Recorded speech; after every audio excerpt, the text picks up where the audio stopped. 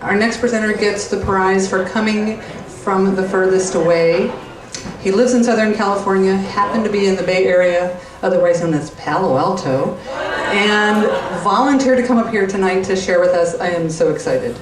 So, Sam Jones, our next speaker. He's the co-founder and CEO of Formation Media. Sam is also a wildly creative thinker and a kick-ass entrepreneur, and he does all this despite having a Harvard MBA. So, and these days he is fearlessly reinventing the magazine business. He's going to tell you a little bit about that. Sam Jones. Awesome. Hello again. As I mentioned just a second ago, I love magazines. I really do. I think they're awesome. I've been reading them since I was a little bit of a bitty boy. Before I could actually read, I was looking at the pictures. And given that, I have a radical point of view. I think that magazines should give away their branded content for free. Yeah. No subscriptions, no paywalls, no per unit cost. Just give it away for free.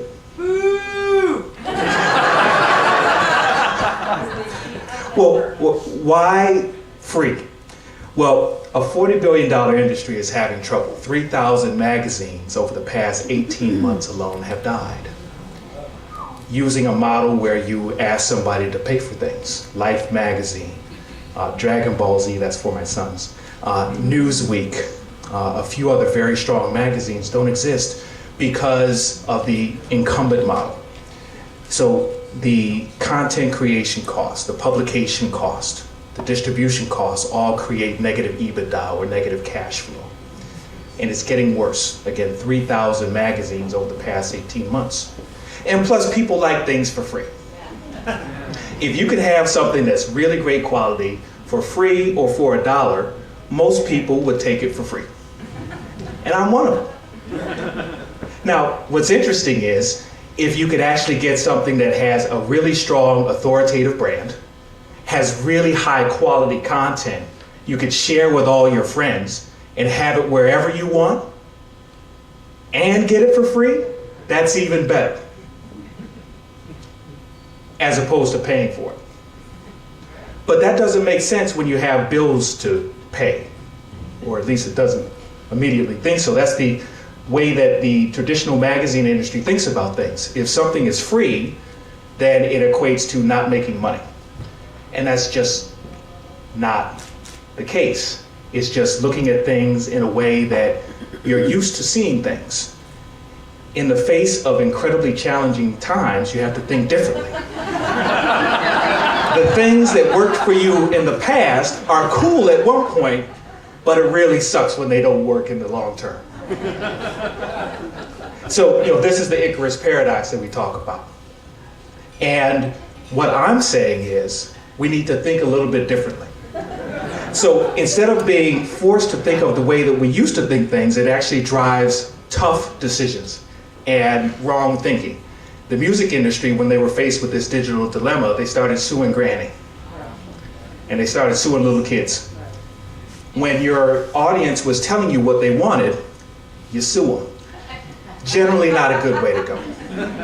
In the manufacturing world, the auto industry, I'm from Detroit, when buggy whip manufacturers saw the Model T, they said, well, let's make gold-plated buggy whips. Not quite enough for the challenges there. So our liberal arts education tells us about Icarus paradox. Harvard Business School tells us about innovator's dilemma. The assets that work for you in one stage of your life can kill you in the next if you are not ready for the disruptive force that may approach you. Auto industry, music industry, and also the magazine space. If you cling to that earlier focus, your perspective is limited because you're using the tools that got you to that disruptive point in the first place. If you actually sit atop that disruptive place, your perspective changes and you can see things that you didn't see initially. Like free can actually work. If you have a strong brand, you have that strong engagement, have high quality content, the advertising, the sponsorships, and the much broader audience base that you bring in can actually give you wildly profitable results. It's a little bit different than having somebody behind a paywall. The reality is we can't go back. It just doesn't work that way. We have to look forward. So, how do we look forward? How do we look towards the future and the new hotness instead of old and busted? Well, the old model is selling units. So selling a magazine, selling an article, selling a subscription, having somebody behind a paywall. Well, that is causing some of the challenges that we're seeing in the magazine space now. The new model is actually driving engagement and monetizing that engagement. And when you think about what drives engagement, it's high quality, it's brand, it's great experience, it's all the things that you like. And when you collect that and you hold stewardship over that, you get the highest order monetization opportunities. I won't get too nerdy with this, but you can actually get significant monetization opportunities off of this in ways that you couldn't do in the old model. When you replace free with engagement, with brand, high quality, getting that content wherever you want it, sharing it with your friends, that becomes incredibly appealing and you're taking out 95% of the cost.